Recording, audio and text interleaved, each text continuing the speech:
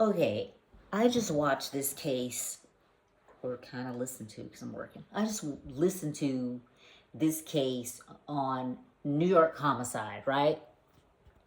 And this guy named Andre Neverson murdered his sister over a house. Okay, here's what happened. So his sister, the guy was in jail, and she went to visit him. And get this, while he was in prison, he received a $20,000 settlement because when he was driving along minding his own business, an ambulance hit his car. And so he sued the city and he got $20,000. And so his sister's like, oh, you can't do anything with $20,000. You're sitting here in the pokey.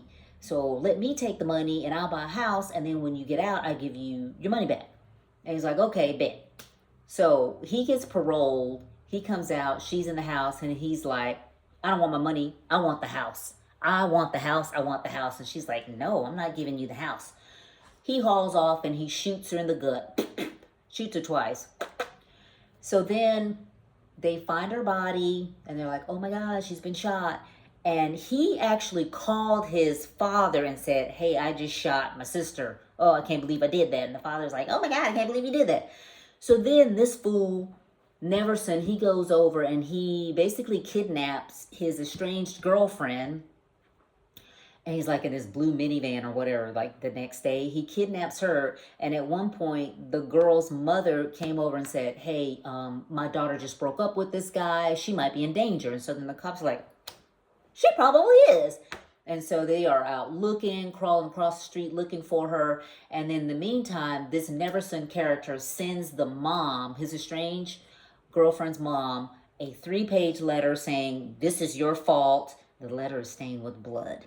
Not a good sign. He says in the letter, this is your fault, and you're never going to see her again. So the cops are looking, and then a guy, I think, is walking his dog near a vacant lot, and there's her body. So, I was so pissed when I was like, oh my God, that's her. So they find her body. Sure enough, she's dead. The father comes in and identifies her because he thought for sure that they were going to find her alive. So this goes round and around with the cops looking for this guy. And they're like, oh, I forgot the corker. So after he was paroled from prison, they deported him and they sent his ass back to Trinidad. That's where they're from. Sent him back to Trinidad. His sister is the one who helped him get back into the country. And that's what, with a fake passport that her and a friend, I think, bought for him. So she helps him get back in the country. And then how does he repay? Shoots her twice. Ridiculous. So he evades capture. I'm going to jump to the end. He evades capture for like 15 years.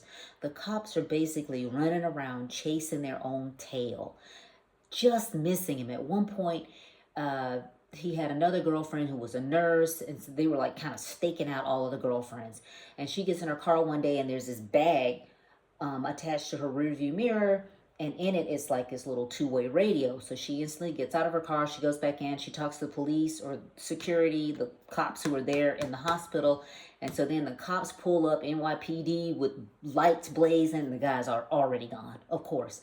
And so they were waiting. Years go by, and they eventually stop surveilling one of the girlfriend's houses. And the guy runs up to the house and like jumps in through the window. And then the brother comes out from the back and sees the guy has a gun. He's talking to his sister. And so then he goes off, man, I don't have any beef with you. That was my brother. I'd strangle him. Man, I don't have any beef with you. And so he calls the cops. And sure enough, the cops just miss him once again. This is like Keystone Cops here. It's supposed to be NYPD, but oh my gosh. So fast forward, like 15 years later, a man gets pulled over in freaking Connecticut. By the way, all of this was happening in Brooklyn, the murder and all of that. So in freaking Connecticut, he gets pulled over for reckless driving. He gets arrested. He goes in. He gets released, and they finally run his fingerprints and find out, hey, it's Andre Neverson. Oh, no, he might be in the wind again. He's wanted for murder. So they go to the guy's house. He is in the front yard doing yard work in Connecticut, 60 miles east of where he did the killing, where he killed 2 women, 60 miles east. That's where they find him after 15 years. And get this, he has a 16-year-old daughter at this point, because almost immediately when he picked up shop and moved to the faraway land of Connecticut, he winds up meeting this woman and they have a kid immediately. 16-year-old girl. This man killed 2 people, unalive, 2 women, unalive, I hate saying that. Killed 2 women and then just went on to live his merry life for 16 years. And NYPD, they're up there interviewing cops. They have nerve enough to show their faces and their names on the screen. I would be humiliated if I could not catch this guy and he just moved 60 miles east to Connecticut and just lived there for 16 years. What's wrong with this picture? I mean, I blew my stack when they were like, oh yeah, he was in Connecticut. And the cops there like, yeah, it was really hard to find him. He was pretty elusive. These idiots thought that he was in Trinidad at one point. He was literally under their noses in Connecticut. I can't get over it. It blows my mind. You know, the family would have had better luck if they had hired a private investigator to find this guy. I can't get over it. This is why I cannot watch true crime. I cannot get over this. I can't get over it. I'm telling you. I can't. But anyway, so they try him for 2nd-degree murder. I don't know how it wasn't 1st degree, because clearly the killing of his estranged girlfriend was premeditated. I think they found her a couple of days after she had been abducted. She had been dead for like 2 days, so he killed her like almost as soon as she got in the van. And they did find blood in the van also. Did I say I can't get over it? Because I can't. It's like, and those cops, oh yeah, we caught him.